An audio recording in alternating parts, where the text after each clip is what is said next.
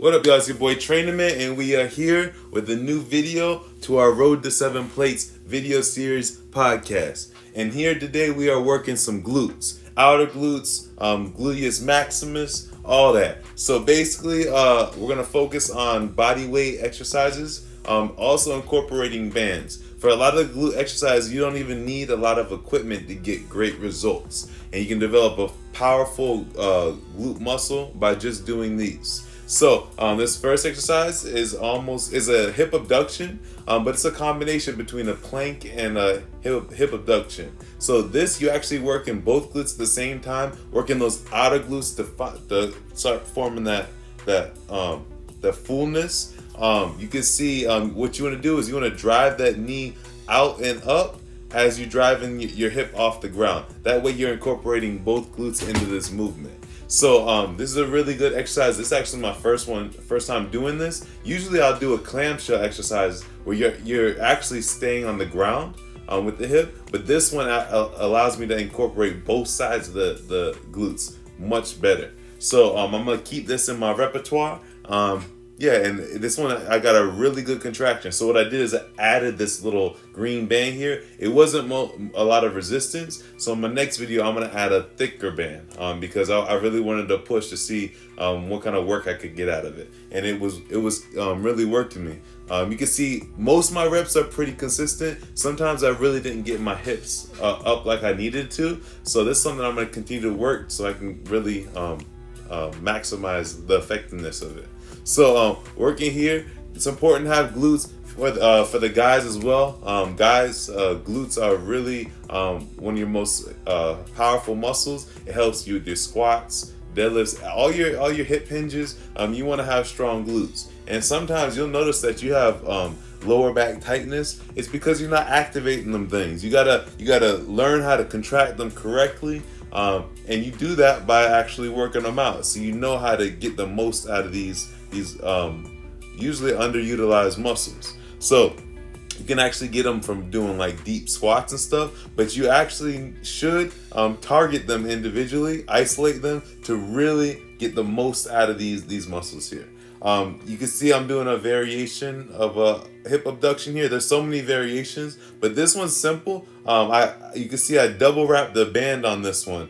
By double wrapping this band, I'm adding tension because even with the strongest band, which is for me is the black band, I wasn't feeling anything. But then I added those two together, and I'm starting to feel that burn. And it got to the point where leaning back, you can see there's a point where I was leaning forward and leaning back. I want to hit all fibers that are in the at the various angles. So leaning back, this was actually a little bit more challenging. So I'm going to focus on that in the future. You can see here, leaning back, I really had to fight through the last probably like 4 or 5 reps. Even from the jump, I was fighting. But yeah, this hip abduction right here, again, we're working on the outer glutes. You're gonna anytime you open those hips up, outer, you may see some machines that allow you to kick out. It's the same movement. You're driving those hips out, working the glutes. The machines that force you to push in, that's actually the inner thighs. A lot of women really, that's one of the places that they like to highlight is the inner thighs. And what you need to do is do exercises that work adduction, not abduction. Abduction is outwards. Adduction is actually pulling in. So we want to today kick out a lot.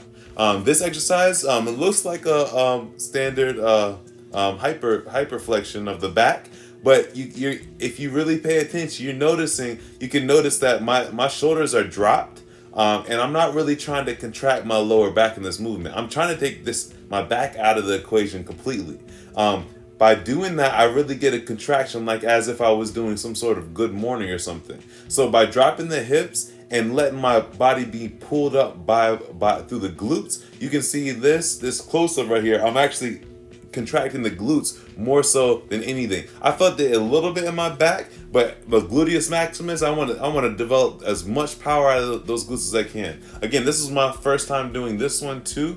I'm just trying different variations to see what I can get out of these movements. But you can see if it's not a challenge, I grabbed like a 40-pound dumbbell. I could definitely do double that. But I wanted to make sure I'm getting good contractions here, and this is something I'm again adding to my exercise list. Making sure to keep the shoulders dipped. Contrary to most of the things I tell you to do, you actually want to drop those shoulders and allow yourself to be picked up through the glutes.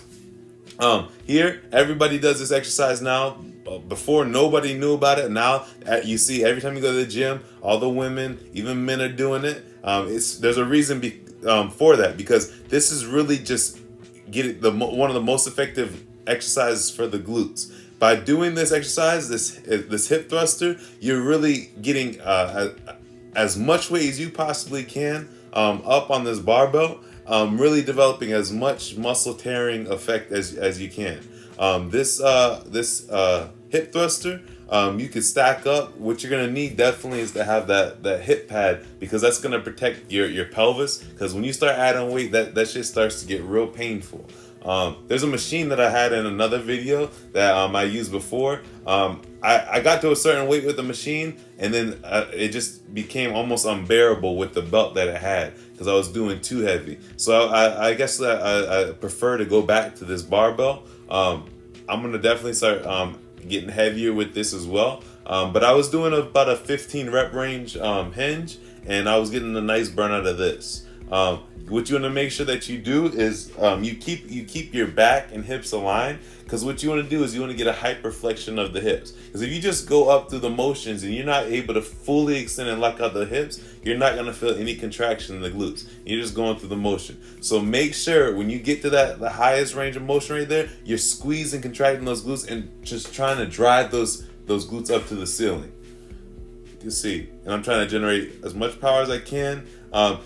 Because again, we're doing this more for a burn, I'm not going to touch the ground. I'm keeping it elevated off the ground to keep that tension in the glute. I want to, again, cause as much muscle fiber tearing as I can, squeezing at the top.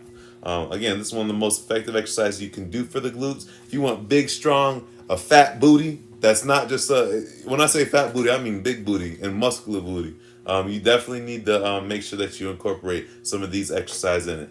If y'all have any questions, thank y'all for checking out. If y'all have any questions, let me know in the comment section. DM me, whatever you need to do to get in contact with me. If you have any things that you'd like me to talk about in future videos, I'm all ears. Y'all have an awesome day. Peace.